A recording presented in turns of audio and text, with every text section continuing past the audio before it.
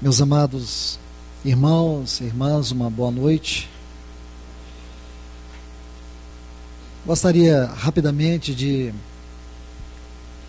situar todos vocês no contexto da palavra que foi ministrada hoje pela manhã, para que nós possamos nos inteirar daquilo que o Senhor está falando e dar continuidade. E se o Senhor permitir que nós possamos concluir pelo menos essa parte do estudo aqui do livro de Malaquias. Nós já podemos ver que este livro ele tem um lugar muito especial dentro de todo o contexto teológico, bíblico. Porém, nada disso que nós podemos ver aqui, desse arranjo escriturístico, tem como propósito nos dar informações, porém nos dá revelação. Entender o lugar do livro de Malaquias na mente de Deus e não apenas no cânon sagrado. Se nós conseguirmos ultrapassar isto, será de grande ajuda, e acredito que o Espírito Santo terá tido um ganho especial no nosso coração nessa conferência. Porque sempre vamos correr o risco de estudar a Bíblia apenas do ponto de vista literário, e nunca do ponto de vista da revelação da mente e do propósito de Deus. Como todos nós sabemos, este é o último livro do Antigo Testamento. E por quê? Por que ele está aqui? Então, para nós entendermos melhor este livro, precisamos de um quadro bíblico. E que quadro é este? O livro de Neemias. O livro de Neemias vai nos dar um pano de fundo, não apenas histórico. Porque Neemias e Malaquias foram contemporâneos. Malaquias é a continuidade do que realmente aconteceu a partir do capítulo 13 do livro de Neemias. E você pode estar me questionando a partir do capítulo 13, isso mesmo, a partir da história do capítulo 13. Sabemos que a história de Neemias termina ali, de forma como escritura, como livro, mas não como história em si. O que aconteceu naquele período de 400 anos? Porque depois desse período de 400 anos, nós temos a história do nosso Senhor Jesus Cristo, a sua encarnação, a encarnação do Verbo de Deus. E aqui nós vamos colocar 2 capítulos que vão complementar para nós o quadro do livro de Malaquias. Isto é o outro lado da história. Porque Malaquias, ele vai expressar o coração de Deus para uma comunidade apostata.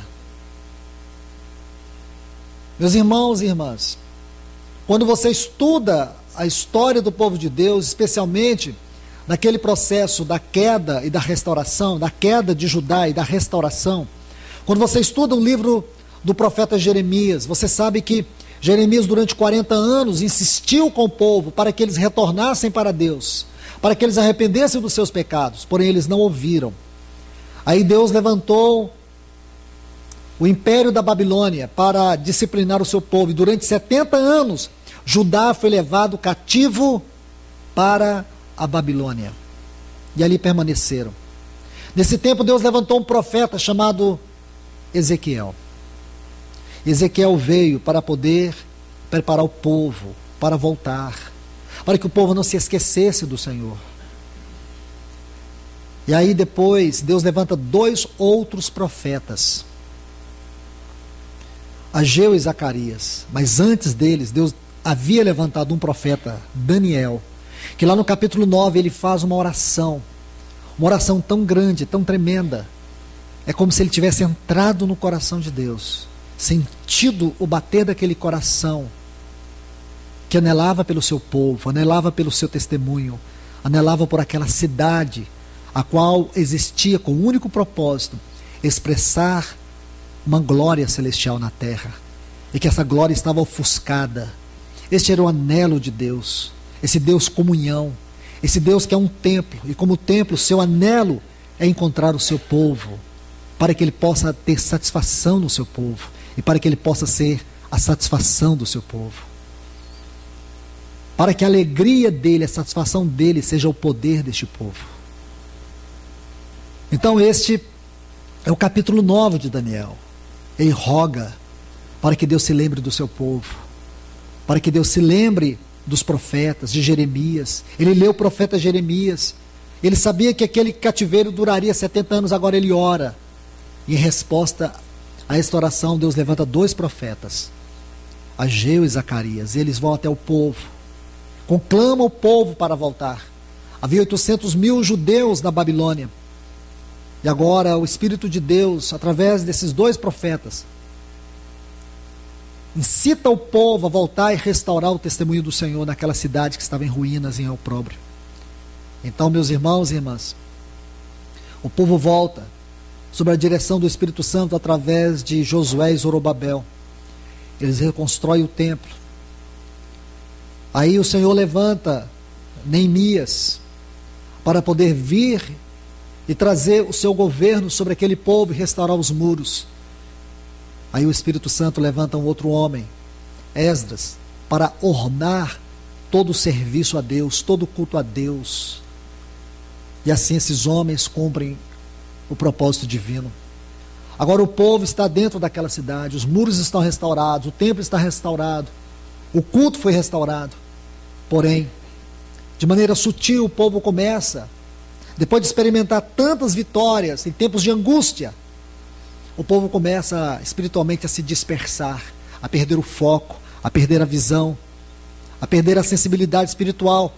Mas não foi o povo primeiro, os sacerdotes se anteciparam, casando com mulheres estranhas, casamentos mistos, rompendo com a aliança do Senhor, com a integridade do ministério. E agora o povo começa a enfrentar uma apostasia, porque o primeiro sacerdócio apostatou. Então, meus irmãos e irmãs, aqui entra Malaquias. Malaquias é uma reação de Deus. Irmãos, irmãs, ponderem diante do Senhor o que Ele está requerendo de você. Será que Ele não está requerendo de mim e de você uma reação dEle nesse tempo de frieza, de indiferença do seu povo? Esse livro, com apenas 4 capítulos, tem um lugar tão importante para nós hoje. O texto de abertura desse estudo foi Romanos 15:4. Tudo que foi escrito outrora para o nosso ensinamento foi escrito para que tenhamos esperança. Nós só podemos ter esperança, irmão, se nós olharmos e saber o que foi escrito para nós. Esse livro foi escrito para nós. Ele não foi um livro apenas escrito para nos contar a história de um povo, mas para revelar a nossa própria condição hoje. Porque aquele povo do tempo de Malaquias, eles tinham um propósito especial. Sabe qual era, irmãos? Se tornar a geração que poderia receber o Messias. Mas passa 400 anos, passa-se 400 anos, 400 anos. E depois de 400 anos, irmãos, o que nós encontramos como resultado daquele povo que viu o testemunho do Senhor ser restaurado? Nós temos 5 pessoas cheias do Espírito de Deus. 4 delas nós temos referência clara, que elas receberam, foram cheias do Espírito de Deus. Então nós temos aqui, irmãos, um pequeno remanescente. São os humildes começo. Mas não deveria ser uma coisa tão pequena, irmãos, porque quem nasceu, quem encarnou ali, foi o Verbo de Deus, aquele que sempre eternamente foi Deus com Deus.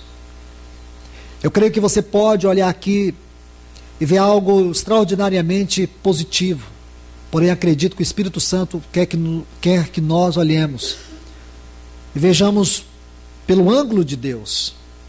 Nós somos a geração que possivelmente receberemos o Filho de Deus em glória. Ele nos arrebatará, nos levará em glória para Ele. Possivelmente, irmãos, e por tudo que está na palavra de Deus, sejamos a igreja que iremos passar desta vida sem enfrentar a morte. Talvez muitos de nós Porque apenas 3% de todas as profecias sagradas faltam para se cumprir. Eu preciso dizer isso com mais ênfase. 97% de todas as profecias bíblicas já se cumpriram. Acho que vocês não escutaram. Irmãos, 97% de todas as profecias se cumpriram. Veja que o amém de vocês é quase assim, irmãos. O tomate teve uma pequena... caiu o preço do tomate. Mais ou menos assim hoje, falar que 97% das profecias se cumpriram. A batata, irmãos, está em promoção. Esse sorriso de vocês corresponde ao amém de vocês. Entende, irmãos? É assim que é a igreja hoje. É para essa igreja que o Senhor nos chamou a pregar. Uma igreja que não quer ir, porque tem 2000 anos que Ele quer voltar. Essa é a igreja de Malaquias. Esta é a geração de Malaquias, a nossa geração, irmãos. Uma geração que espera Jesus de maneira muito religiosa e não real. Então aqui nós vamos continuar, irmãos, vendo as reivindicações de Deus para aquele povo. Perceber nessas reivindicações o próprio coração do Senhor. Que o Senhor nos ajude mais uma vez, irmãos. Então vamos orar. Vamos clamar ao Senhor que o céu se abra sobre a nossa cabeça. Que a face de Deus venha a nós face a face. Que a gente sinta o temor da sua presença na sua palavra. E que Ele faça uma obra que ninguém é capaz de fazer na minha vida, na tua vida. Vamos orar. Pai, no nome de Jesus, nós te entregamos esse tempo agora, no nome do teu eterno Filho Jesus. Nós te pedimos, Senhor, venha a tua presença entre nós. Venha o teu Espírito e se derrame aqui. Revela-te a nós. Senhor, nós te pedimos, não permita que saiamos deste lugar apenas tendo cumprido aqui, Senhor, um protocolo, cumprindo aqui, Senhor, uma agenda, um compromisso, mais um período dessa conferência. Senhor, dá-nos a consciência real de que somos o teu povo, somos a tua igreja. Como o Senhor nos falou hoje pela manhã, somos os teus amados, aqueles que o Senhor nos chama para uma comunhão eterna, para uma vida de comunhão eterna. Um povo que foi comprado pelo sangue de Cristo Jesus. Como o Senhor nos abriu o coração hoje. Mas precisamos da tua vara, do teu cajado ainda, Senhor. Porque nós temos um coração obstinado para o mal. Nós temos uma carne que não converte, Senhor. Por isso vem, Senhor. Como o Senhor feriu a articulação da coxa de Jacó, vem ferir a articulação da minha coxa, da coxa de cada um de nós. Estamos aqui, Senhor, na direção da tua palavra, e que essa palavra passe aqui entre nós e cumpra o papel que ela tem que cumprir, que ela não volte para ti vazia. Vem, Senhor, prevalece, como o Senhor disse para a igreja de Sardes, que o Senhor iria prevalecer contra eles com a palavra da tua boca. Prevalece aqui nessa noite com a palavra da tua boca, porque eu preciso, e sei que muitos dos que estão aqui precisam de ti, Senhor. Nós te clamamos em nome de Jesus, ó Deus. Então, queridos irmãos e irmãs, vocês se lembram que a primeira reivindicação, a reclamação, a advertência que Deus faz para esta geração de Malaquias foi contra a profanação. Versículo 6 aqui do capítulo 1. Vocês se lembram muito bem. Malaquias, capítulo 1, versículo 6, quando ele diz: o filho honra o pai e o servo o seu senhor. Se eu sou pai, aonde está a minha honra? E se eu sou o Senhor, aonde que está a reverência, o respeito para comigo? Lembra disso? Versículo 6, aqui do livro de Malaquias. Aí eles dizem assim: em que desprezamos o teu nome? Onde foi que nós deixamos de reverenciar teu nome? Então o Senhor coloca esse primeiro ponto. O segundo está aqui nos versículos 8 e 9, que é o ultraje no culto a Deus. Aquele povo estava ultrajando o culto a Deus. Então, os versículos 8 e 9, o Senhor diz assim: quando trazeis, essa palavra trazeis, a gente viu algo sobre essa palavra, e diz: quando trazeis um animal cego para o sacrifício, não é isso mal? E quando trazeis o coxo ou o enfermo, não é isso mal? Ora, apresentam ao administrador, na sua Bíblia deve estar assim, governador. Acaso terá ele agradado em ti e te será favorável? Diz o Senhor dos Exércitos. Agora, pois, suplicai o favor de Deus, que nos conceda a sua graça, mas com tais ofertas nas vossas mãos, aceitará ele a vossa pessoa? Eu gostaria, irmãos, que você sublinhasse essa frase: aceitará ele a vossa pessoa? Diz o Senhor dos Exércitos. Então foi aqui que nós paramos.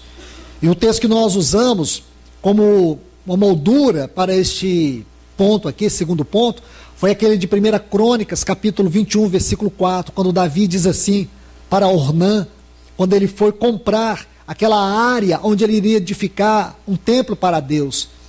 Então Ornã queria ofertar aquilo para Davi. Ele disse: eu não oferecerei ao Senhor holocausto que não me custe nada. E nós paramos aqui. Amados irmãos, que ponderação divina é esta? O traje ao culto.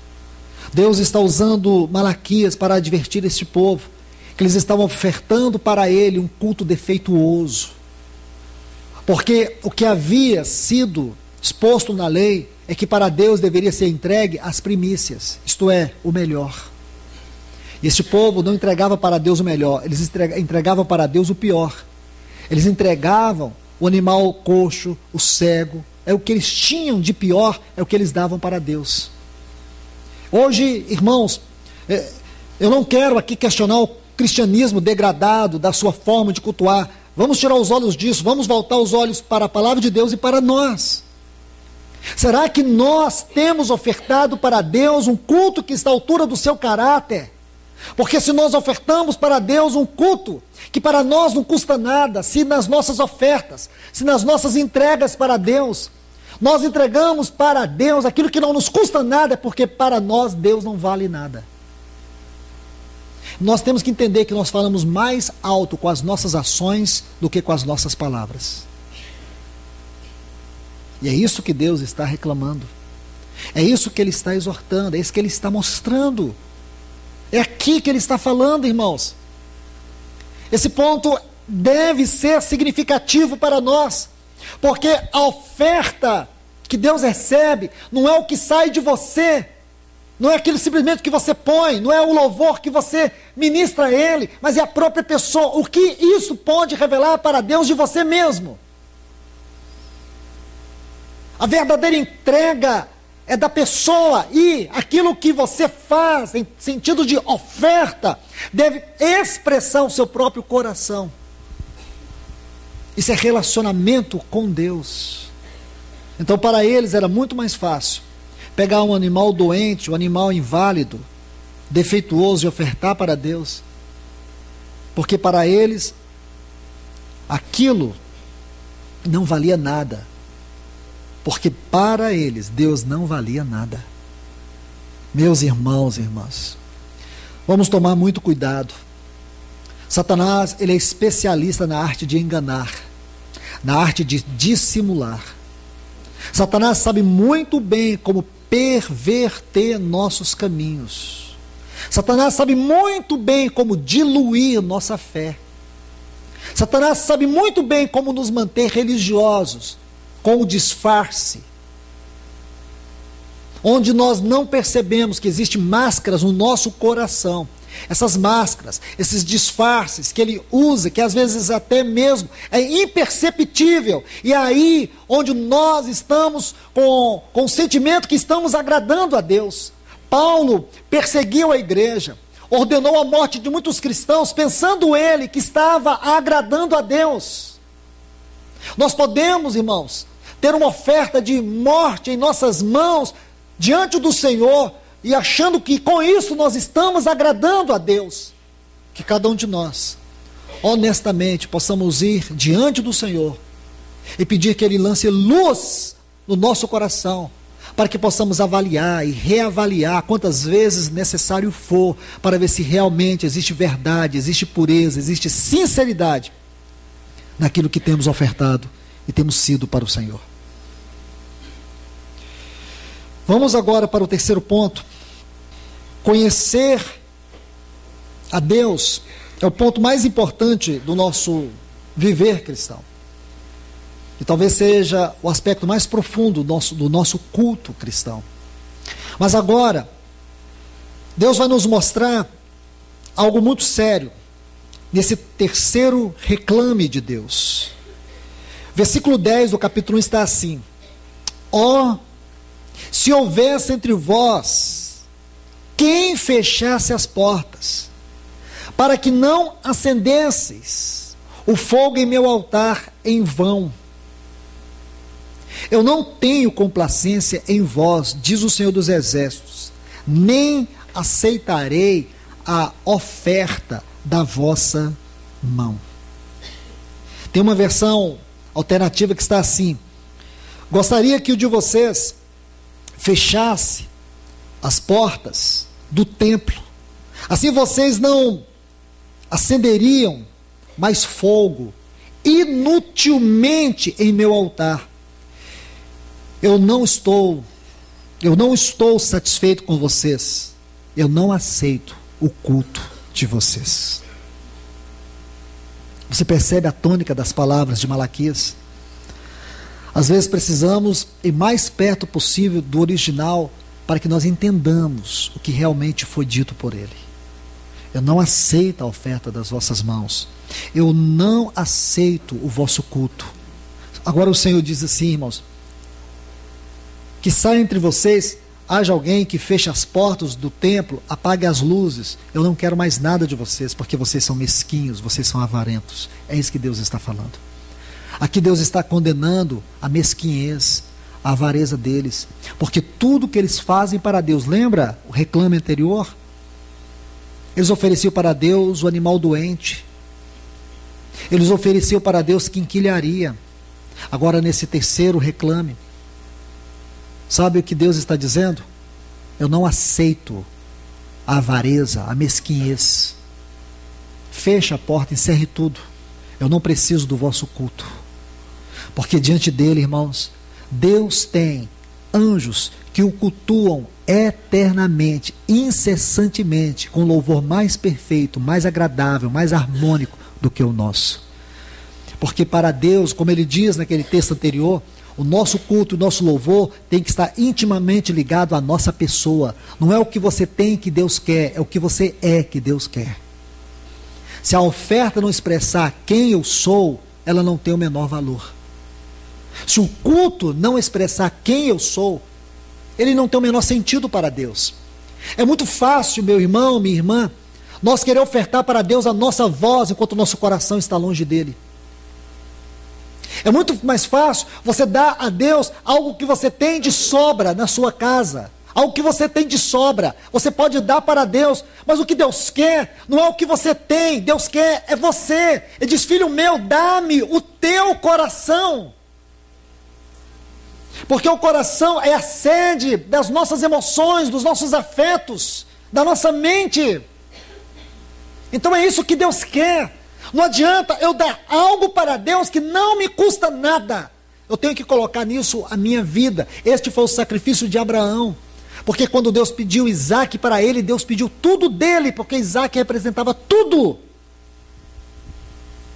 Entende? Era mais fácil para Abraão dar a Deus todo o seu rebanho, mas não era fácil para Abraão dar a Deus Isaac.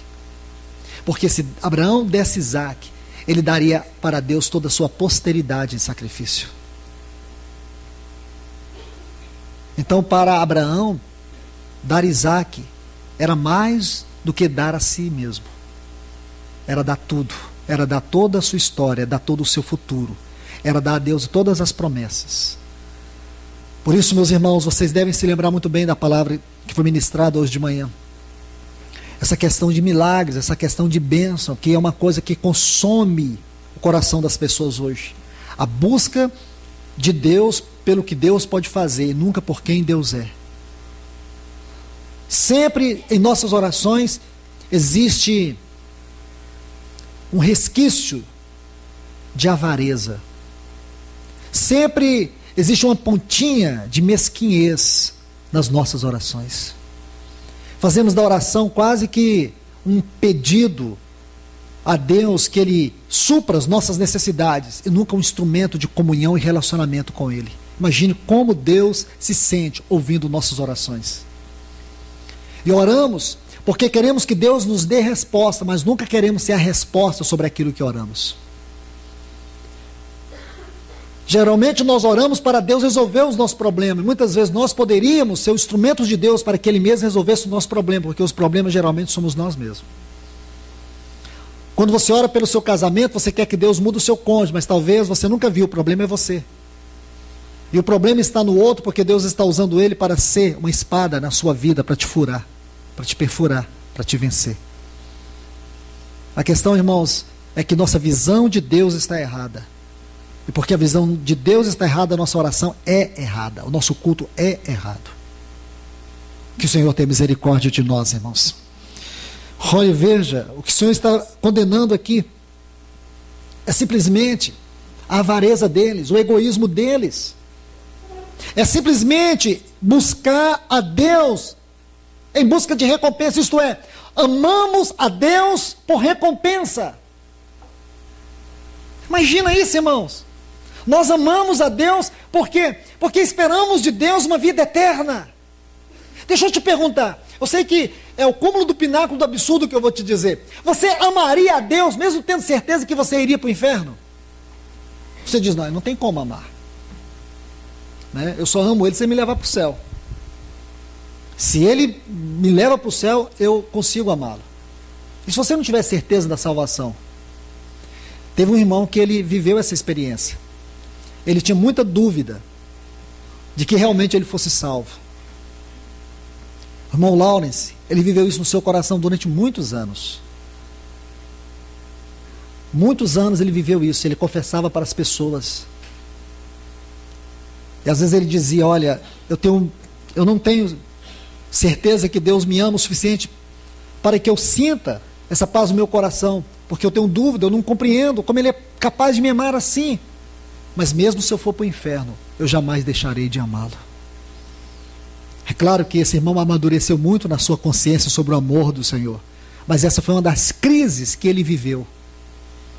Meus irmãos, eu sei que é estranho pensar assim, mas o que eu quero levar a cada um de vocês não é pensar assim, é refletir se o nosso amor a Deus é simplesmente por causa da recompensa que Ele pode nos dar por amá-lo.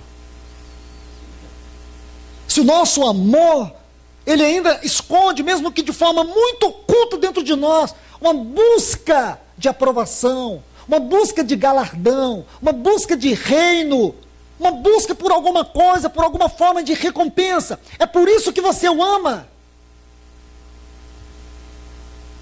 Compreende?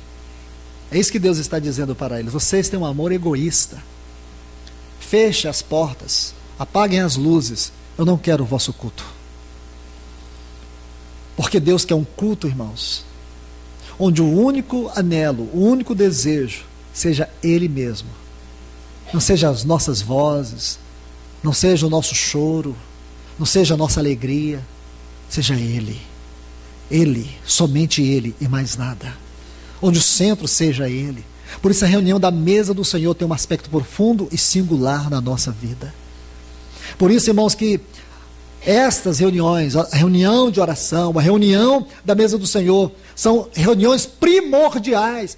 Qualquer outra reunião deve ser derivada dessa experiência, da realidade, da visão, da mesa do Senhor, da realidade, da visão daquilo que é uma oração corporativa, onde a mente do Senhor se revela na comunhão do seu povo.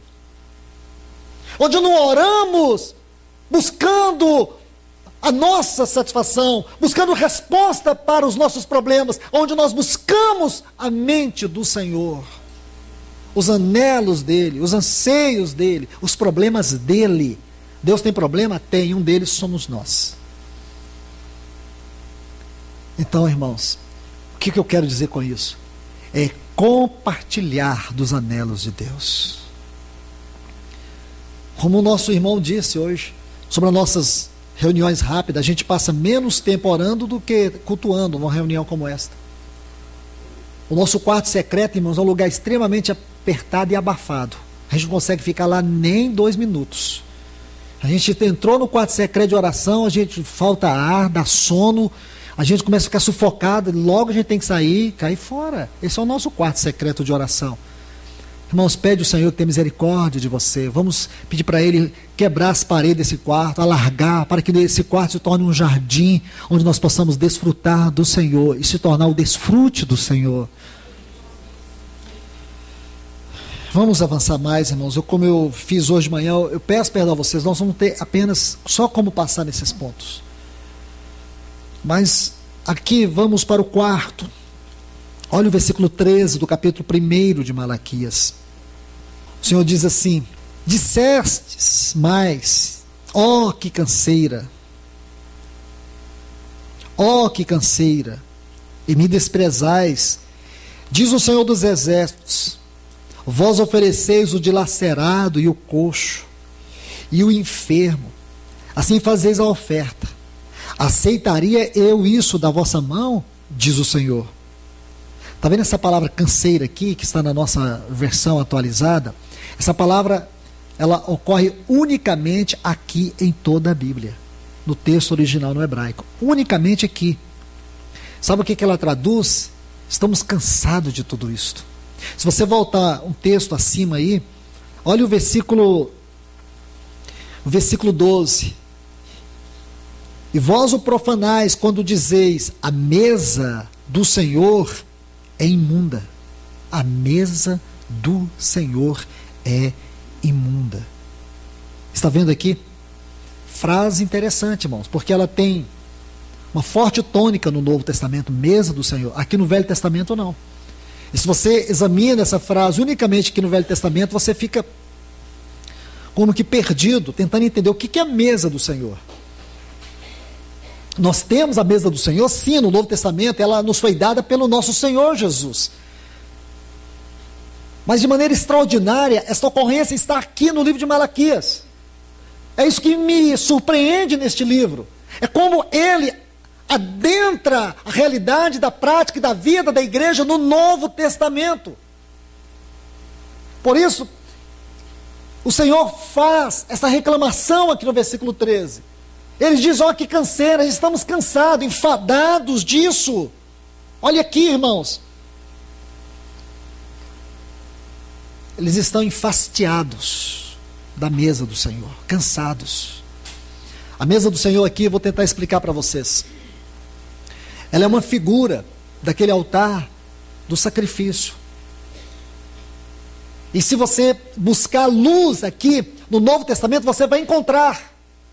Porque aquela mesa que o nosso Senhor nos deu lá em Lucas, capítulo 22, que nós temos a menção dela no versículo 42 de Atos 2.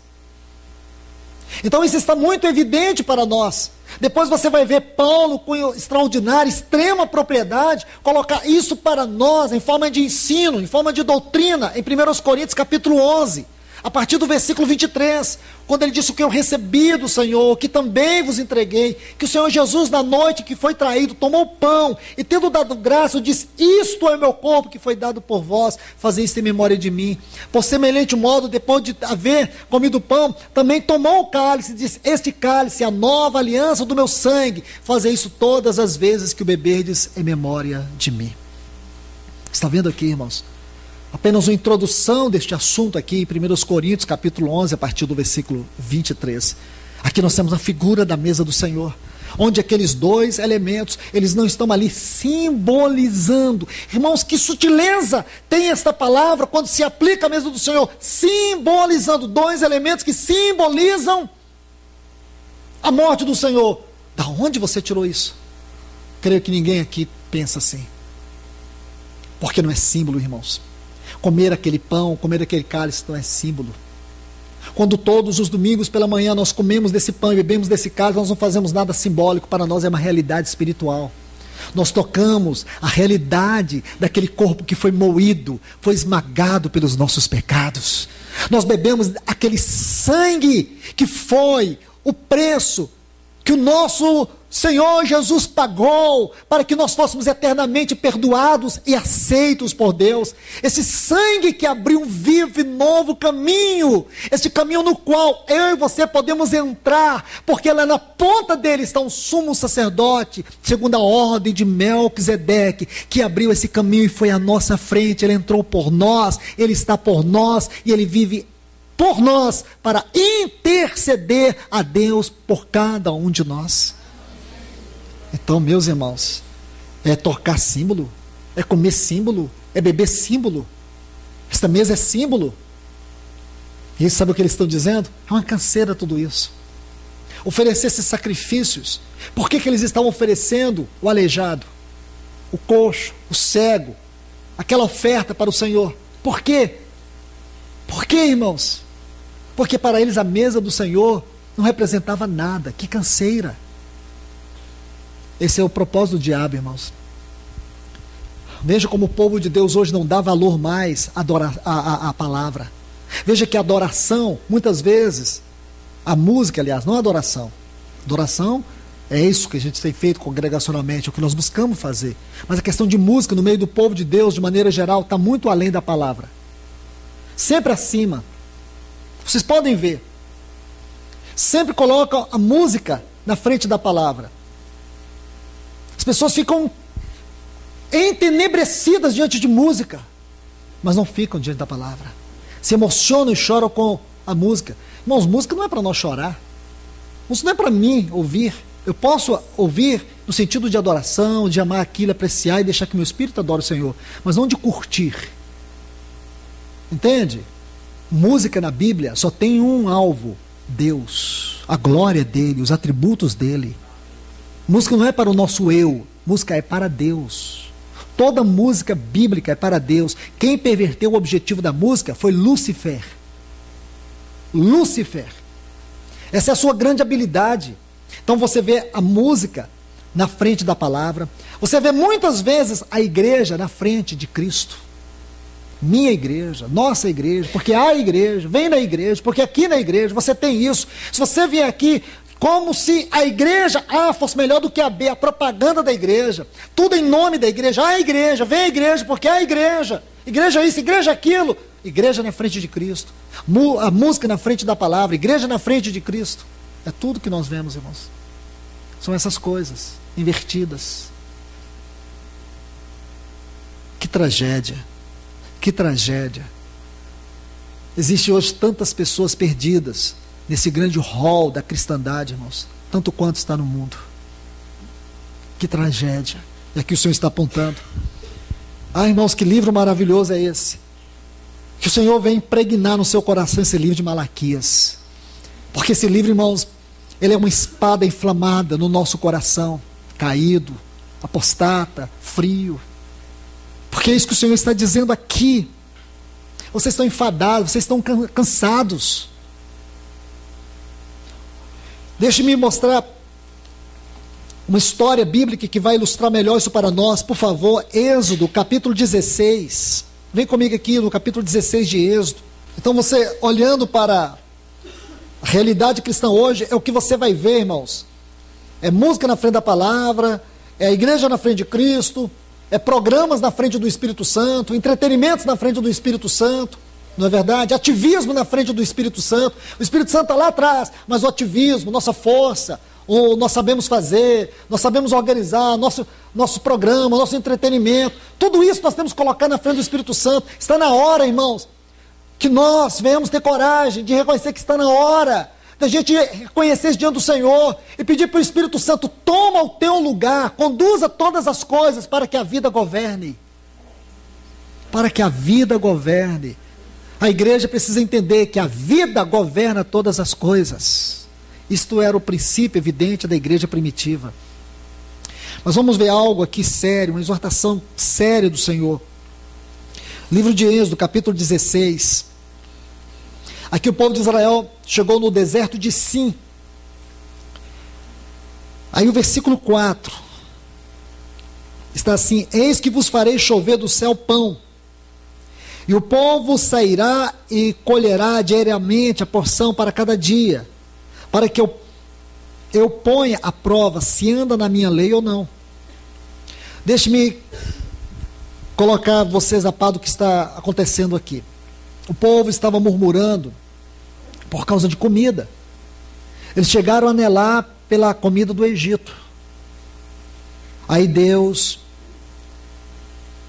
diz para eles que Ele vai derramar dos seus céus pão, aquele maná, aquela comida extraordinária, aquela comida que era tão saborosa que eles não sabiam descrever bem. Era como que um coentro adocicado, parecendo um mel, eles não sabiam nem descrever, era tão indescritível o sabor. E Deus deu aquilo para eles. Se você vai lá no Salmo 78, versículo 25, sabe o que o salmista diz? Que aquele maná era o pão dos anjos. Era o pão dos anjos. Salmo 78, 25. Este era o maná. Eles não precisavam trabalhar. A única coisa que eles precisavam ter certeza, irmãos, era que eles podiam descansar, que na manhã seguinte os céus estariam abertos e aquele maná cairia sobre eles. Que cuidado teve Deus com o seu povo. Mas aí, irmãos, vamos olhar aqui em Números, capítulo 21 e o versículo 5. Falou o povo contra Moisés e contra Arão: por que nos fizeste subir do Egito para que morramos nesse deserto? Pois não há pão nem água, e nossa alma tem fastio deste pão vil. Consegue juntar os textos agora? Eu queria que você juntasse os textos, por favor. Êxodo capítulo 16, versículo 4. Salmo 78, 25. Números capítulo 21, versículo 5. Por favor, irmãos, com toda a seriedade que você tem diante do Senhor, junte isso. Se você não conseguir juntar isso, você não vai entender. Veja que Deus abre os seus céus e derrama aquele maná sobre eles, aquele pão dos anjos, como está no Salmo 78. Só que um dia eles cansam. Lembre-se, irmãos, vamos voltar agora para Êxodo, versículo 4, que tem um ponto ali que vocês talvez não perceberam. Quando Deus deu o pão para eles, o maná, o que Deus disse? Que Ele estava dando aquele pão para quê? Provar e não para alimentar. Não é isso, irmãos? Está aí na sua Bíblia. Deus não deu aquele pão para saciar a fome deles. Embora, inevitavelmente, nós sabemos que aquele pão dado por Deus saciava a fome deles. Mas Deus não deu, em primeiro lugar, aquele pão para matar a fome deles, mas para provar o coração deles.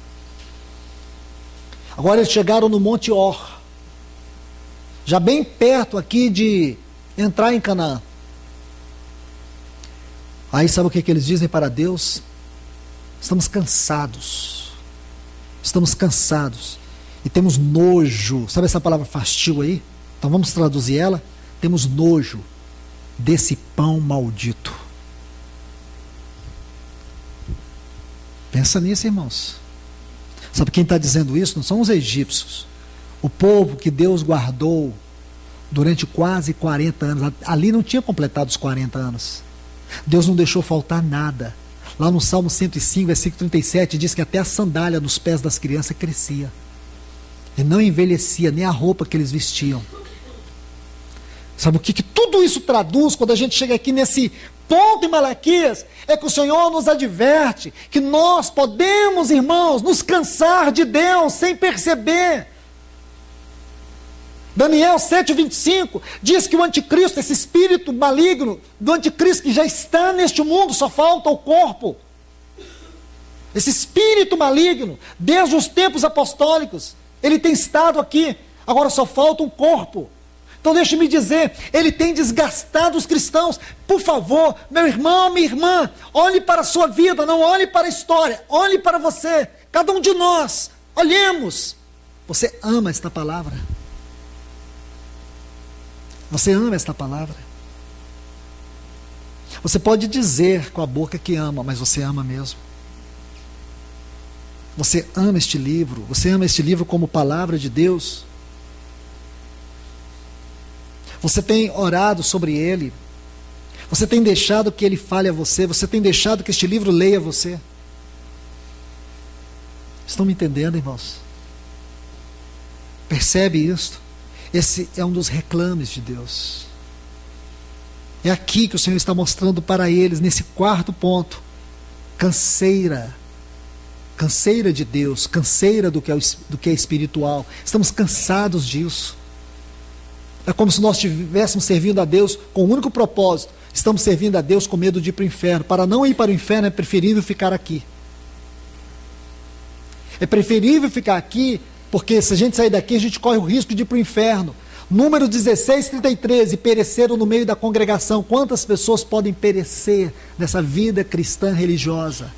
Quantas pessoas já estão perecendo nesse cristianismo de aparência?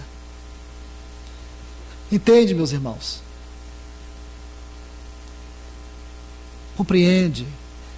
Pode ser que você não dê o mínimo de crédito no que você está ouvindo. Pode ser que você não dê o menor valor no que está ouvindo. Pode ser. Eu espero que não. Mas eu gostaria que você ponderasse sobre isso.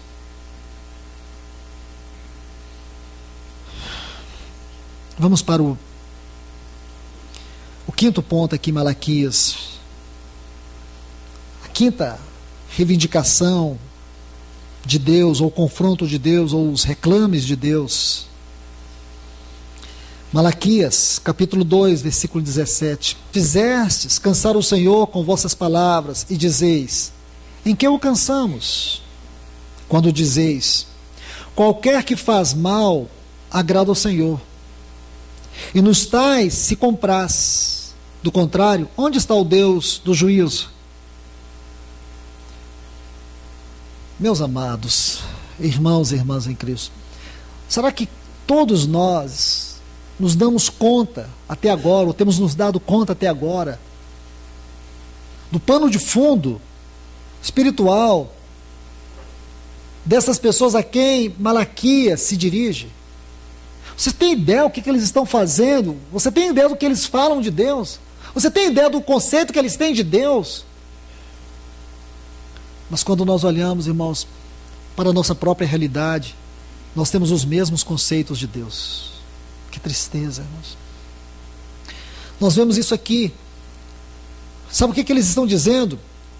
É que Deus é tolerante com o pecado. Eles estão rebaixando a glória de Deus, eles estão rebaixando o governo de Deus, eles estão dizendo que Deus é leviano ao tratar o pecado. Olha o que eles dizem aqui: quando qualquer que faz mal passa por bom aos olhos do Senhor, é desses que Deus agrada. Isso aqui é quase que uma síntese do Salmo 73 na sua primeira parte, quando o salmista começou a olhar a prosperidade, o vigor dos ímpios.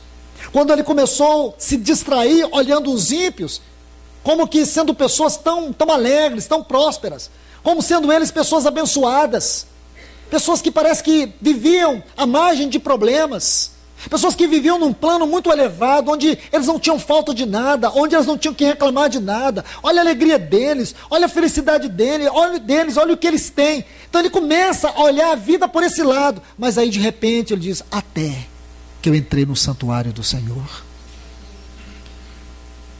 Porque aqui, irmãos, foi que os olhos dele se abriu. Ele viu que a verdadeira vida só pode ser desfrutada e vivida e vista quando você a vê do ponto de vista do tabernáculo de Deus, porque lá que está a verdadeira vida. Tudo isso é disfarce do inimigo, é engano do inimigo. Porque por detrás de tudo isso esconde o mais denso e triste coração, caracterizado pelo vazio e pelas trevas. Aí está. Então, irmãos, olhe aqui: tratar a seriedade e a santidade de Deus como algo leviano. Esse é o quinto ponto, onde Deus está reivindicando deles uma atitude, um comportamento, onde eles estão tratando a glória de Deus, a santidade de Deus, a justiça de Deus como algo leviano. Deus se agrada naquele que comete pecado. Deus tem prazer nisso. Deus não tem prazer nisso, irmãos, porque Ele é santo e Ele é sério. Quando Moisés, em Números capítulo 20, desonrou o Senhor, quando Moisés desonrou o Senhor, tocando com aquela vara na rocha, Deus o proibiu de entrar em Canaã. Quando Miriam, lá em Hazerote, ela se levantou contra a autoridade de Deus, na vida de Arão e Moisés, ela caiu leprosa.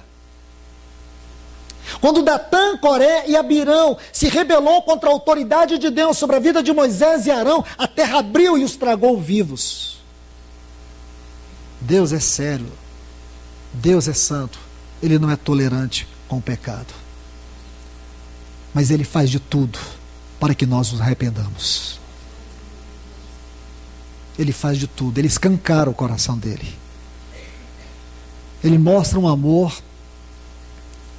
inexplicável, Ele faz de tudo para me convencer e para te convencer que nós estamos em pecados, mas Ele não é tolerante com o nosso pecado.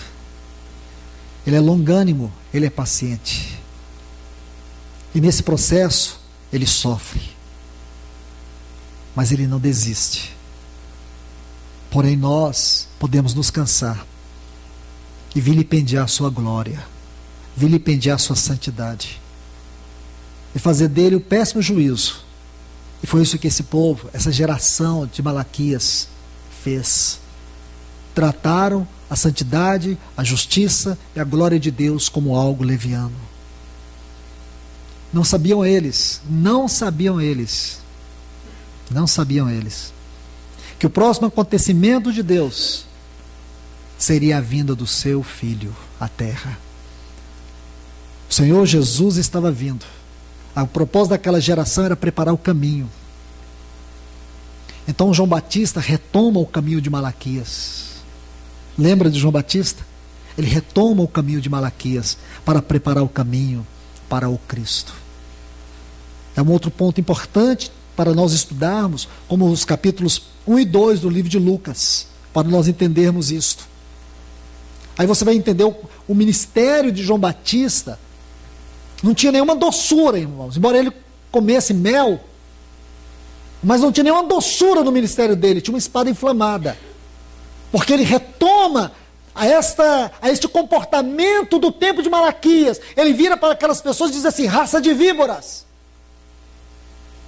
Ele começa a chamar a atenção, porque ele volta na tônica de Malaquias. O Cristo está vindo, está aí. Então é glorioso você ver este outro aspecto, que agora começa tudo a encaixar, você começa a entender. E é justamente isso que o Senhor quer nos mostrar, irmãos. Que nós somos este povo. Eles podem não ter dado ouvido, a geração de Malaquias pode não ter ouvido, mas ouça o Senhor. Ouça o Senhor nessa noite. Abra o seu ouvido. Não permita de forma alguma que o inimigo venha entulhar o teu coração. Deixa o Senhor abrir. Lembra aquele texto que está em 2 Timóteo, capítulo 4, versículo 3, quando Paulo diz assim: pois haverá tempo em que não suportarão a sã doutrina. Isso está muito enquadrado naquilo que está no ponto anterior. Eles enfadaram, eles se cansaram do Senhor. Para eles, como para aquele povo de Israel, a grandeza da misericórdia de Deus se revelada manifestada pelas suas dádivas, era uma coisa vil. Aí você coloca esse texto aqui: não suportarão. Vai chegar um tempo que as pessoas não vão suportar mais a sã doutrina, o verdadeiro ensino. Eles vão querer um evangelho de entretenimento, um evangelho que massageia o ego. Quem quer ouvir isso? Quem vai ficar suportando isso? A gente se reúne para ouvir o quê? A gente quer ouvir palhaços e não profetas. Só que palhaços não constituem os dons do Senhor. Deus não tem o dom de palhaço na sua casa. Mas hoje o que mais tem no meio do povo de Deus são animadores de auditórios, palhaços com rótulos de profetas, bobos da corte tentando fazer o papel de profetas de Deus sobre a nação, ridículo. Nós precisamos rogar ao Senhor para que Ele levante homens com palavras como uma espada inflamada, porque eu e você precisamos disso, irmãos. Porque a nossa tendência é dispersar. A nossa tendência, irmãos, é nos enfadar. Nosso amor precisa ser renovado. Nossos valores precisam ser trazidos de volta, porque vai entulhando, vai entulhando. Os nossos poços, ou as profundezas do nosso coração, irmãos, nós vamos colocando coisas que não é o Senhor. Quando você olha, quão frio você está. Veja, você começou a desenvolver um comportamento que não é espiritual, e tem um rótulo de espiritualidade, mas isso é simplesmente uma carcaça morta. Você está desenvolvendo um estilo de vida cristã que não é a vida cristã. É um verdadeiro disfarce de engano. E sua alma está perecendo. Sua alma está perecendo. Você vê que você não ora, você vê que você não ama a palavra. Você vê que você é frio, você vê que você é indiferente. Você vê isso, irmãos. Vocês gostam de ouvir a palavra até certo ponto, mas depois não querem mais, não persistem, não prosseguem. Compreende? Enquanto a gente está ouvindo, nosso coração é um, mas quando termina, nós voltamos ao mesmo ambiente, frio, morno, insípido, vazio. Voltamos à nossa rotina, onde o Senhor não está, onde Ele não é o nosso cabeça, onde o Seu Espírito não nos governa, não nos convence, não fala conosco. Não é porque Ele não quer, é porque nós não queremos ouvi-lo. Porque se nós permitíssemos a Sua voz entrar bagunçaria a nossa rotina, a nossa vida, nosso tudo. Irmãos, um grande, extraordinário retrato para o livro de Malaquias, ou podemos dizer uma figura para o livro de Malaquias, é Sansão. Sansão, na sua pessoa, resume o livro de Malaquias, o tempo de Malaquias, a história, a mensagem de Malaquias. Você lembra de Sansão? O livro de Juízes até Sansão, ali do início até Sansão. A partir do capítulo 3, vou te ajudar. Se você for lendo do capítulo 3 até a história de Sansão, você vai ver que Israel passou 111 anos em cativeiro. 111 anos em cativeiro. 5 cativeiros. 111 anos. Um cativeiro maior do que o da Babilônia. Então, irmãos, o sacerdócio estava em declínio. Então Deus não levanta sacerdotes, Deus levanta um juiz. E Deus levanta um juiz nazireu.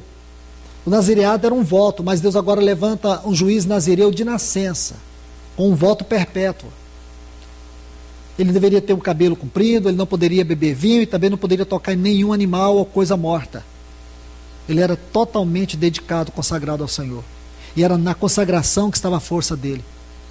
Por quê, irmãos? Porque o próximo episódio seria a vinda do rei. A vinda do rei. Que é a história de Davi. Esse era o propósito de Sansão, espiritualmente falando. Mas ele fracassou. Mas Deus não fracassa quando nós fracassamos. Deus não fracassa quando nós fracassamos. Comigo, sem você, Ele vai alcançar o seu propósito.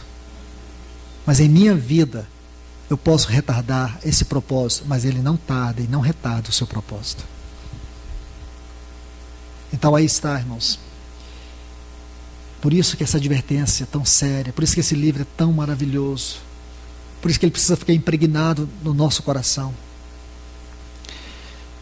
Vamos andar mais um pouco aqui, irmãos. Vamos para o capítulo 3, versículos 8 e 11. Vamos ver aqui o penúltimo. Malaquias capítulo 3, versículos 8 a 11. Aqui nós temos mais uma grave denúncia de Deus, mais uma forte reclamação. Deus está se sentindo ofendido pelo seu povo. Veja a partir do versículo 8 até o 11, roubará o homem a Deus? Todavia vós me roubais e dizeis, em que te roubamos? Nos dízimos e nas ofertas. Com maldição sois amaldiçoados, porque a mim me roubais, vós, a nação toda. Trazei todos os dízimos à casa do tesouro, para que haja mantimento na minha casa. E provai-me nisto, diz o Senhor dos Exércitos. Se eu não vos abrir a janela do céu e não derramar sobre vós bênção sem medida, por vossa causa repreenderei o devorador, para que não vos consuma o fruto da terra. E a vossa vide no campo não será estéril, diz o Senhor dos Exércitos. Aqui, irmãos, nós temos uma grave denúncia de Deus. Nós vemos profanação, nós vemos ultraje, culto a Deus. Quantas coisas nós temos visto aqui, irmãos? Que vão nos mostrar todo o pano de fundo da espiritualidade daquela geração nos dias de Malaquias. E aqui mais uma triste, grave denúncia. Deus estava se sentindo roubado pelo seu próprio povo. Esse é um caso único na Bíblia.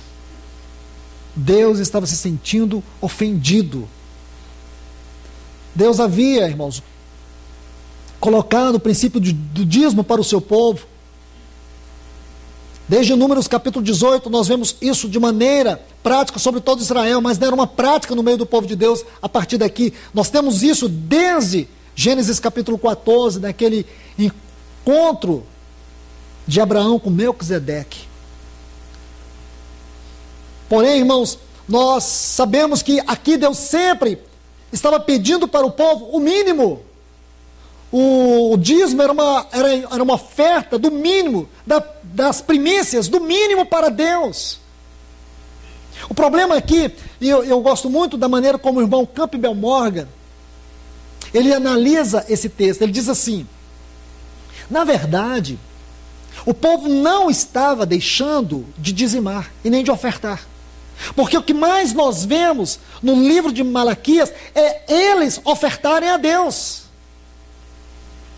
Por mais que eles estivessem ofertando de maneira errada, ofertando o coxo, ofertando o cego, eles ofertavam.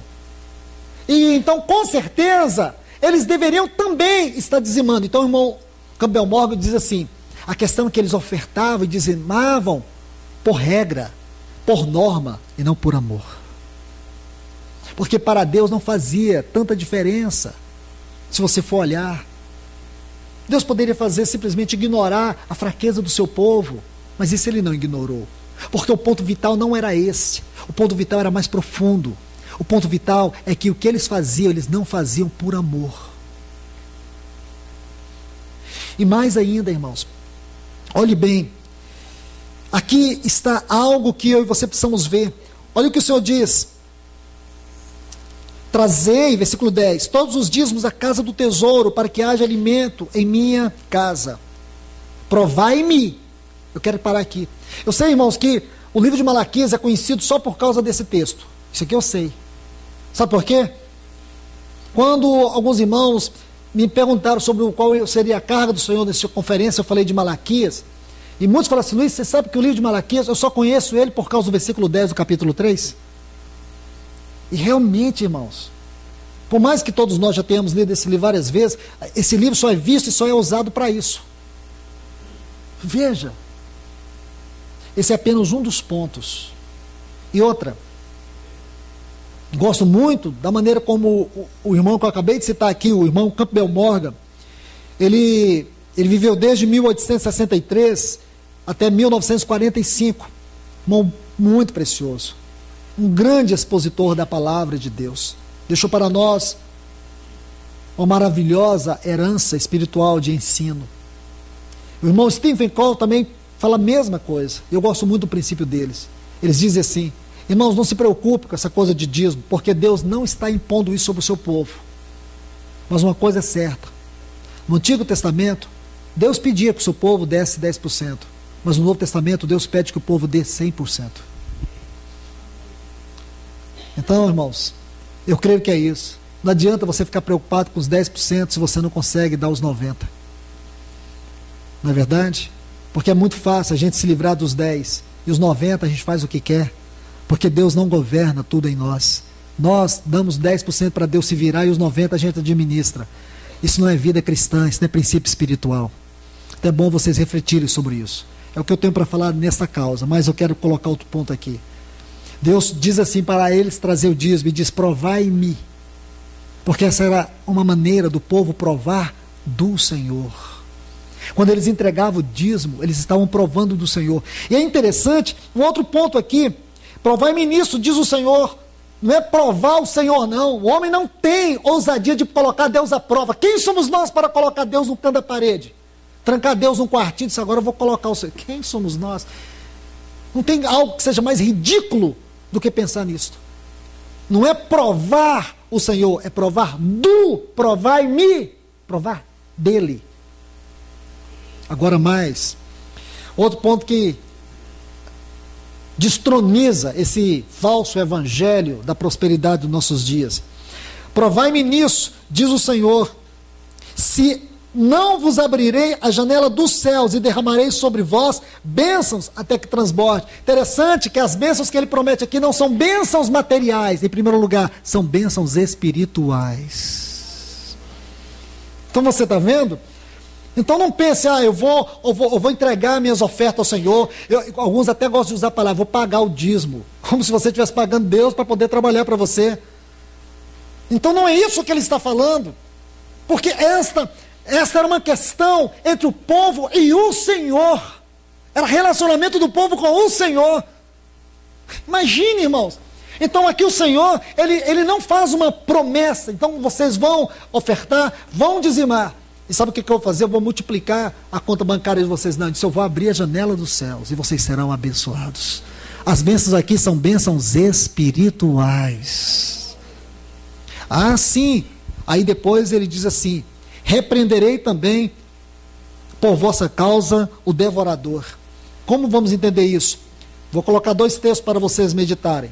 O primeiro está em Joel, capítulo 1, versículo 4, que diz assim: o que sobrou do gafanhoto cortador, comeu o que deixou o gafanhoto migrador, comeu o cortador. O que deixou o cortador, comeu o devorador. O que deixou o devorador, comeu o destruidor.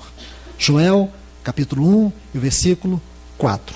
Aí depois, quando você vai para Joel, capítulo 2, versículo 25, diz assim: o Senhor vai dizer assim: restituí-vos-ei os anos que foram consumidos. Anos. Isso aqui é muito importante, irmãos.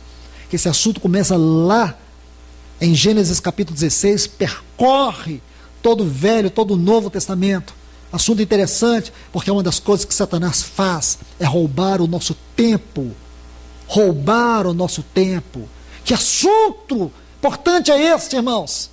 E diz: restituir-vos-ei os anos que foram consumidos pelo gafanhoto, migrador, cortador e destruidor. Ele não diz aqui o devorador, porque o objetivo desses gafanhotos, que são figuras malignas de principados, potestades, de hostes espirituais da maldade, aqui tinha a ver em roubar o tempo de Deus, como foi que aconteceu com Abraão. Primeiro nós temos, me perdoem, não Gênesis 16, Gênesis 4 e Gênesis 5, quando você vai ver a genealogia de Adão e vai ver a genealogia de Sete. A genealogia de Adão não tem anos de vida, a genealogia de Sete tem anos de vida.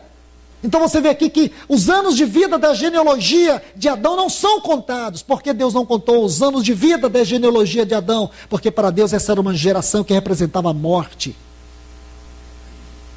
Mas a geração de Sete tinha anos de vida contabilizado. Depois você vai para Gênesis 16, último versículo.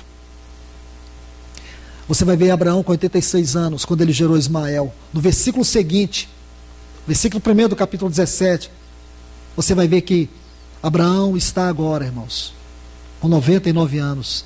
13 anos da vida dele some de um versículo para o outro, porque foi o tempo que ele gerou Ismael.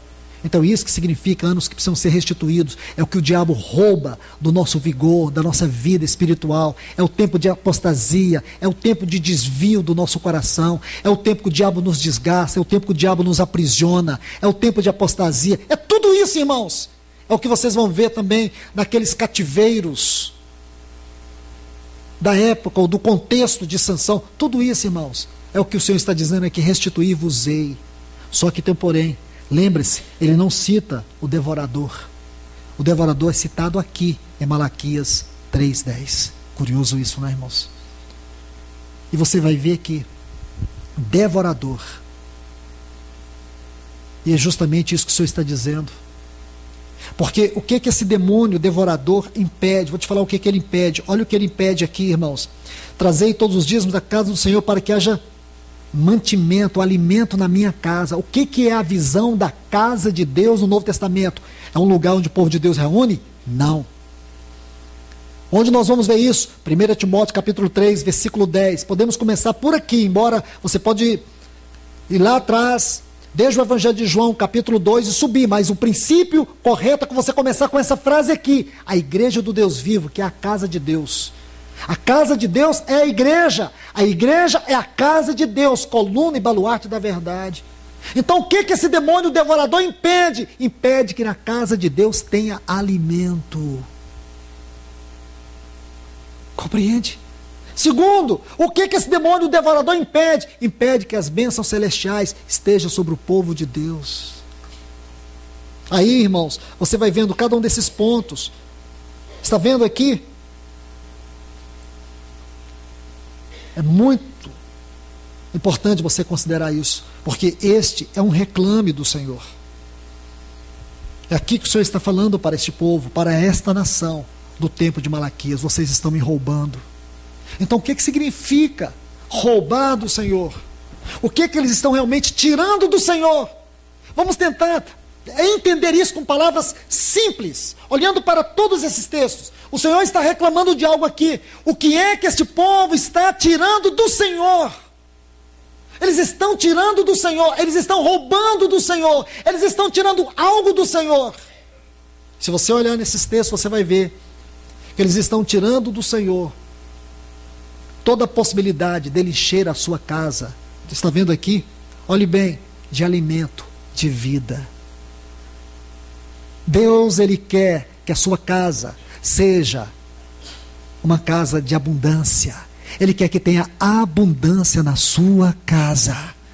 Então, quando, irmãos, quando nós estamos roubando do Senhor, a igreja, como casa de Deus, está perdendo a abundância da vida.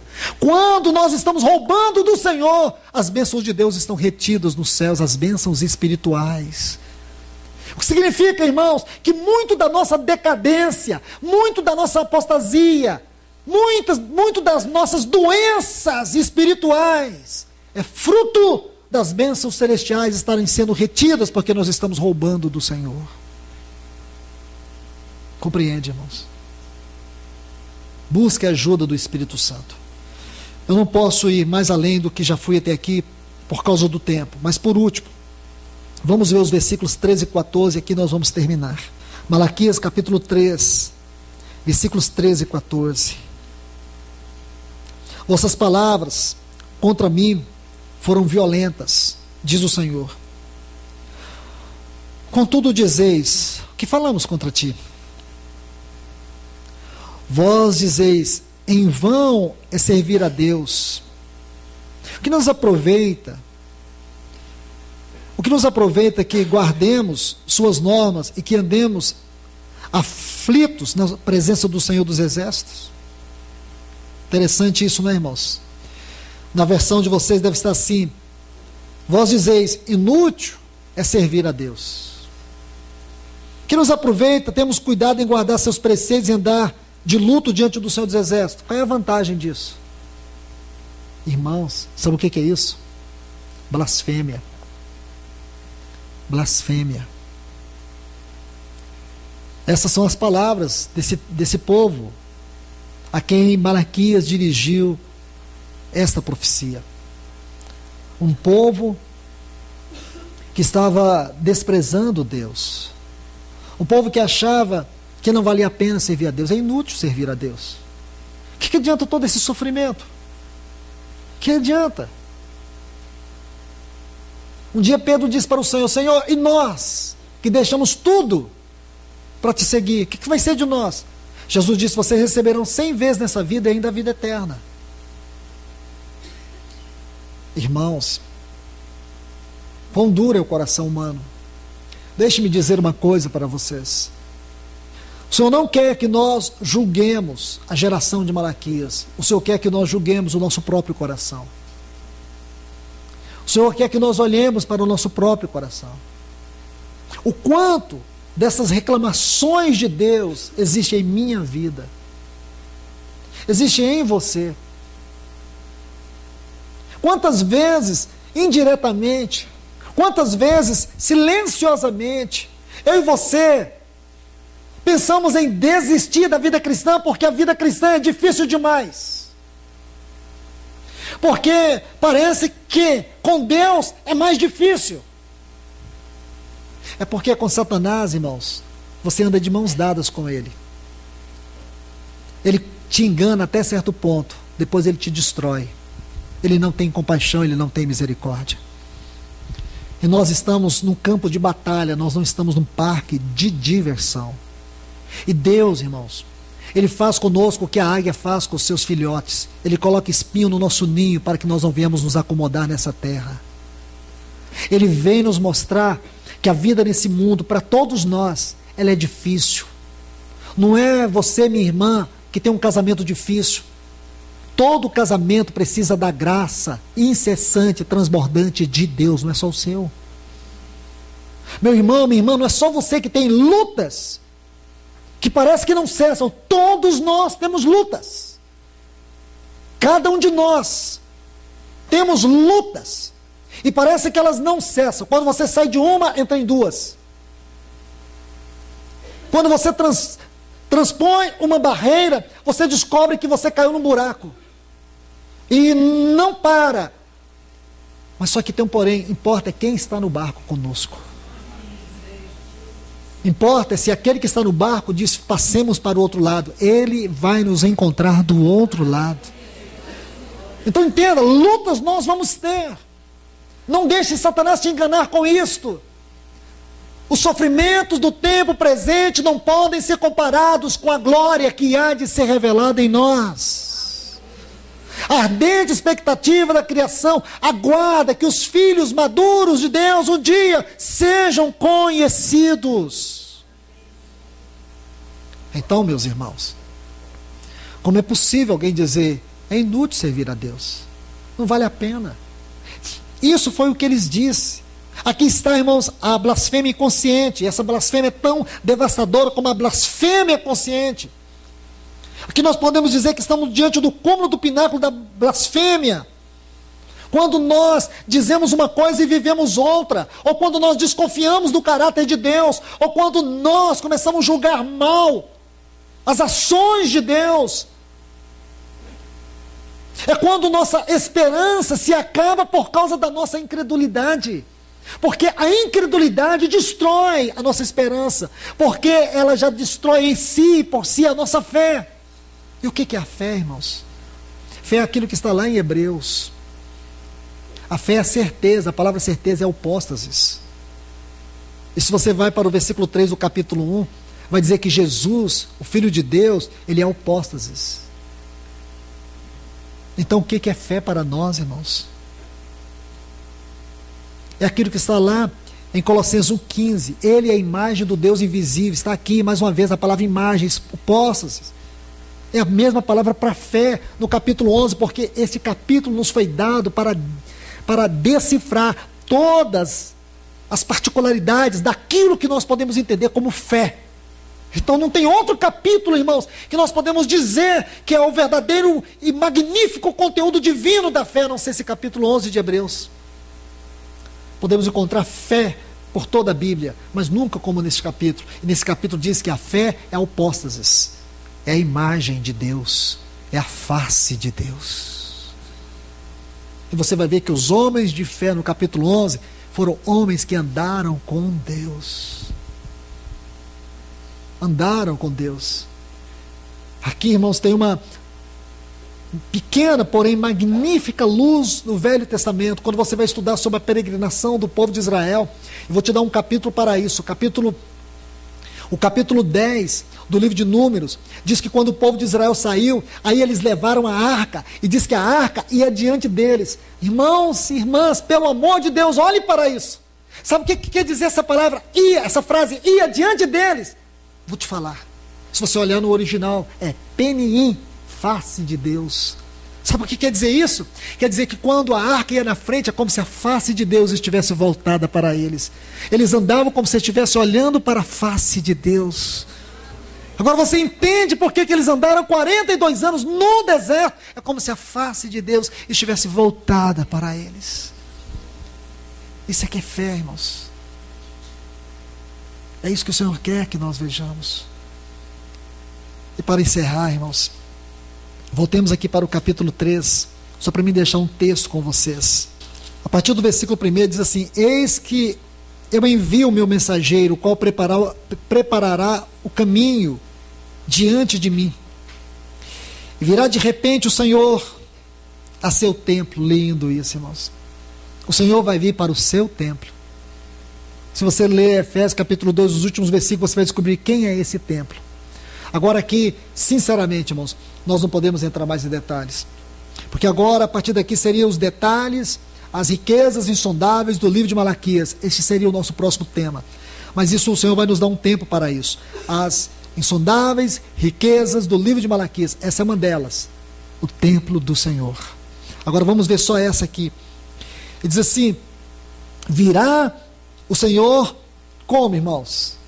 Como ele virá? Como está aí na sua Bíblia? Virá o Senhor num abrir e fechar de olhos a seu templo, a quem vós buscais, e o anjo da aliança, a quem vós desejais. Irmãos, esse assunto do anjo da aliança é outro ponto das insondáveis riquezas de Cristo no livro de Malaquias.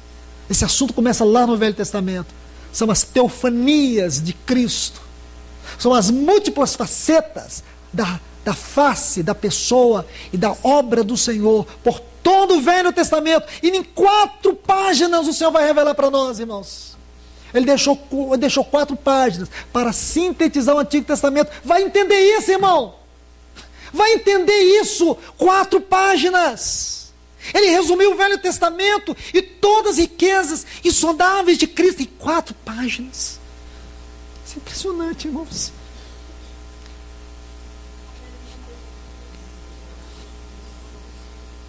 A quem vós desejais. Como o Senhor é capaz de ver desejo nessas pessoas? Como, irmãos? Um povo que não quer. Um povo que está dizendo que o caráter dele é duvidoso. Um povo que está dizendo é inútil andar com ele. Um povo que está tocando na glória dele, na santidade dele. Mas Deus é capaz de ver além das trevas. Ele é capaz de ver além do caos.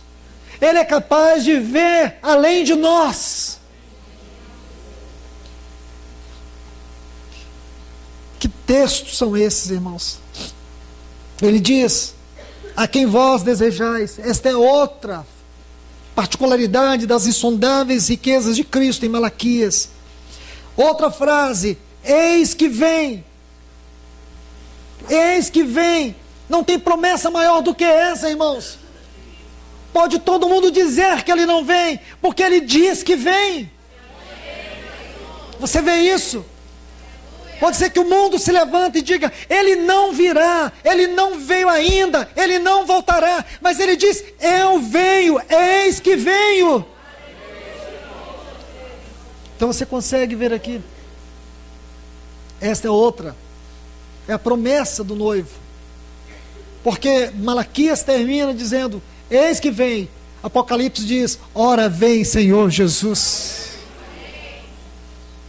Então Malaquias não é só a síntese do Velho Testamento, é a síntese de toda a mente de Deus. 4 capítulos.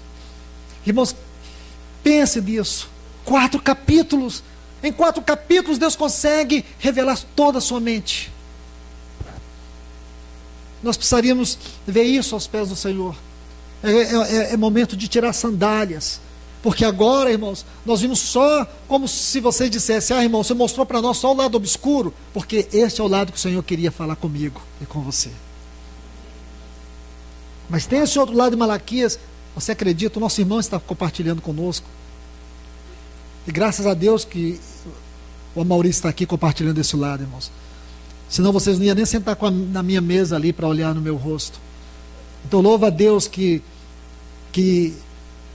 tem o monte da transfiguração lá em cima, onde os discípulos podem ver a glória do Senhor. E depois lá embaixo, onde eles se encontram, uma situação que eles veem que eles não é nada, eles não são nada, não conseguem nem expulsar o demônio de um rapaz. Conseguem ver o Senhor glorificado, mas não conseguem expulsar um espírito maligno de um rapaz. Essa situação, irmão, esses dois vales, né? E eu sei que o Senhor me colocou nesse vale com vocês, mas eu louvo a Deus que Ele trouxe um irmão para mostrar para nós que existe um outro lado muito glorioso.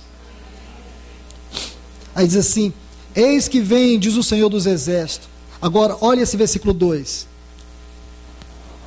E quem suportará o dia da sua vinda? Ou quem poderá ficar em pé quando Ele se manifestar? Aí vem as outras partes que eu não quero entrar, porque eu quero parar aqui. Mas todos esses textos, irmãos, vão nos mostrar as insondáveis riquezas de Cristo em Malaquias. Mas deixa eu parar aqui, porque esse ponto eu quero deixar com vocês. Porque aqui tem uma ênfase sobre algo que é repetido em vários lugares. Se você vier comigo, vou te mostrar e vou te dar os textos. Apocalipse capítulo 6. O último versículo está assim: o dia da sua ira chegou. Quem poderá estar de pé quando Ele chegar? Está vendo aqui? Então, se você olhar no livro de Joel, capítulo 2, versículo 11, se você quiser anotar os textos, está aí. Lucas, capítulo 21, versículo 36. Todos esses textos vão dizer a mesma coisa. Quem estará em pé? Quem? Quem estará em pé quando Ele chegar? Está vendo aqui? Apocalipse, capítulo 6, último versículo, versículo 17. Quem estará em pé quando Ele voltar? Essa é uma grande pergunta, irmãos. Quem?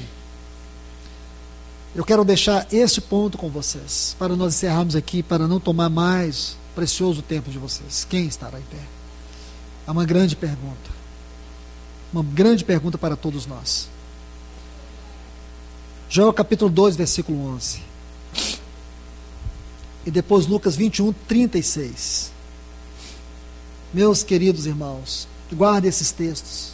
Quem estará em pé quando Ele voltar? Que nós estejamos em pé, irmãos. Que nós não sejamos envergonhados naquele dia. Que a palavra do Senhor, que Ele enviou como espada para pelejar contra nós nesse dia, irmãos, ou nesses dias, possa prevalecer. Porque a grande vitória de Deus, irmãos, a grande vitória de Deus é se nós formos vencidos por Ele. Lembra de Jacó? Quando Jacó estava lá ferido pelo anjo, no vale de Jaboque. Ele estava lá, ferido, com a articulação da coxa, ferida, inflamada. Ele tinha acabado de receber aquele golpe, então estava doendo muito.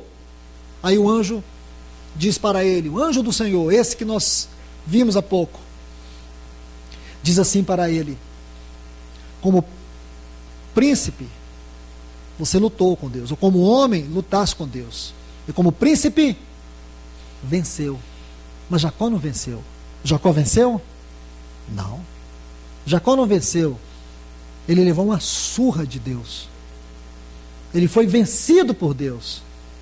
Irmãos, que nós possamos levantar nessa noite desse lugar e ter a humildade de agradecer a Deus, porque Ele nos venceu. Porque se o Senhor nos vencer, essa será a nossa vitória. Porque só Ele pode nos vencer, ninguém pode nos vencer. Se Satanás nos vencer, será a nossa destruição. Se a carne nos vencer, será a nossa morte. Mas se Deus nos vencer, será a nossa vitória. Que o Senhor tenha nos vencido. Que Deus vos abençoe. Senhor, nós te louvamos e te agradecemos. Obrigado por esse tempo, Senhor. Obrigado por contemplar a tua misericórdia sobre nós. Vem nos vencer, Senhor. Senhor, que nós tenhamos a humildade de tirar a sandália dos nossos pés, reconhecer que nós estamos num terreno santo no qual o Senhor nos chamou para tocar no nosso coração, como o Senhor fez com Moisés, mostrar a lepra do nosso coração, mostrar nossa completa incapacidade, os desvios que há dentro de nós. Então vem nos corrigir, vem tirar de nós tudo que é em nós e não te honra e não te agrada. Nos livra da blasfêmia inconsciente, Senhor. Faz a tua obra em minha vida, faz a tua obra na vida de cada um dos meus irmãos e das minhas irmãs nessa noite, neste lugar. Vem magnificar o teu nome, venha honrar a tua palavra, porque nós queremos sim, Senhor, preparar o caminho para a volta do teu filho. Nós queremos apressar a volta dele, nós queremos ir correndo para o encontro dele. Ajuda-nos, Senhor, nessa noite. Oh Deus, ajuda-nos em nome do teu filho Jesus. Nós oramos. Amém.